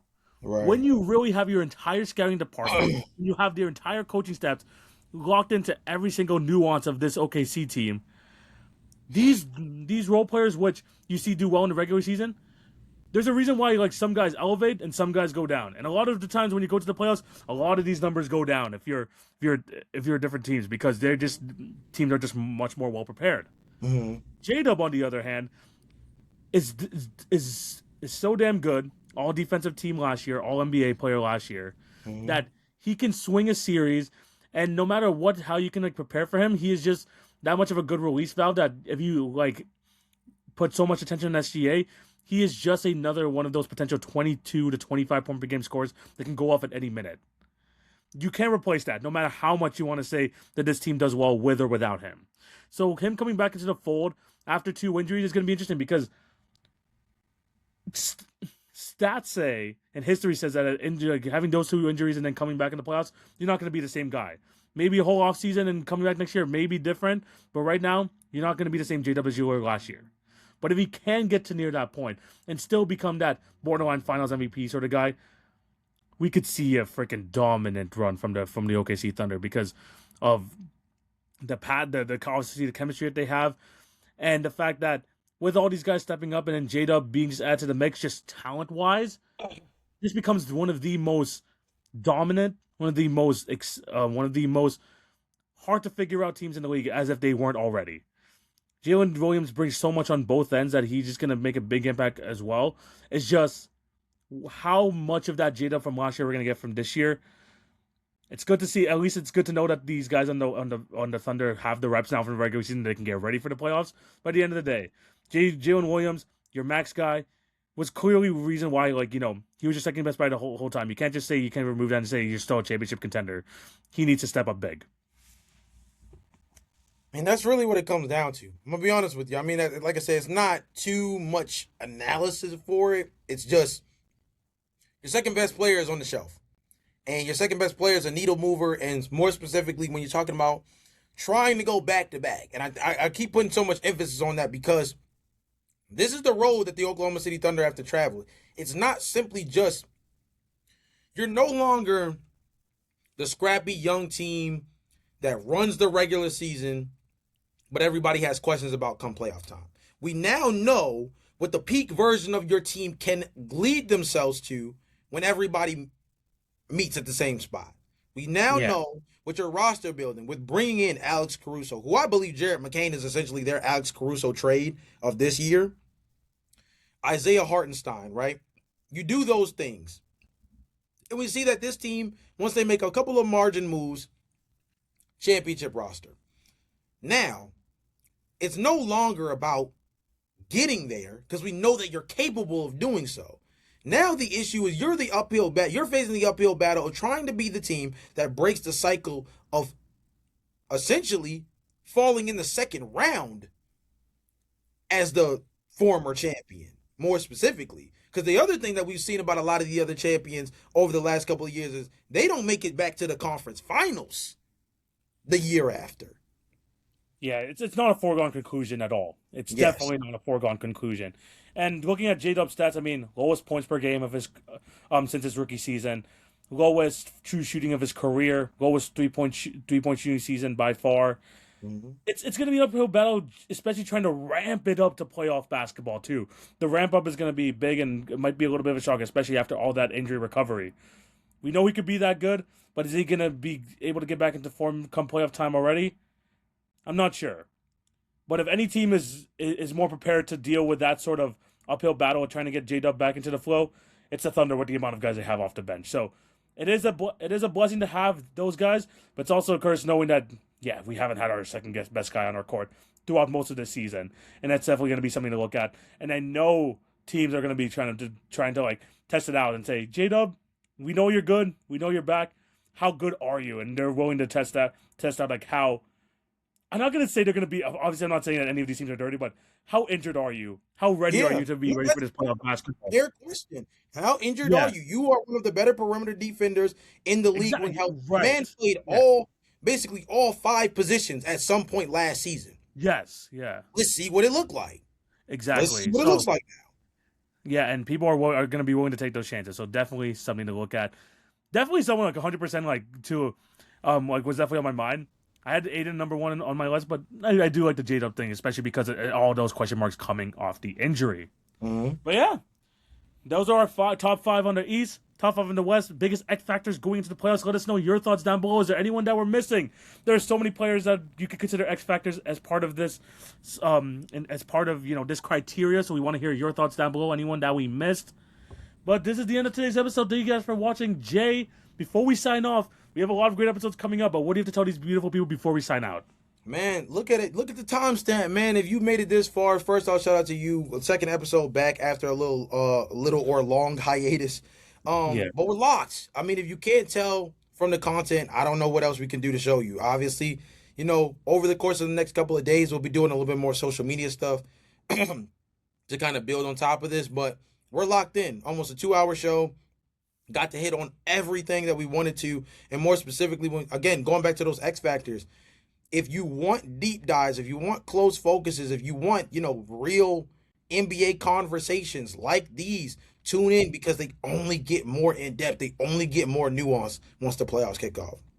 100%. And again, 100%. It's literally just like, this is such a, just a massive playoff, looking episode because we're looking at potentially how some of these guys, at sort of star power, even some of the guys on the bench, how much are they going to affect their team in the playoffs? Because there are a lot of guys that need to step up, and we always have to try and find those guys that are going to step up in the playoffs. So I feel like this is a good chance to do that.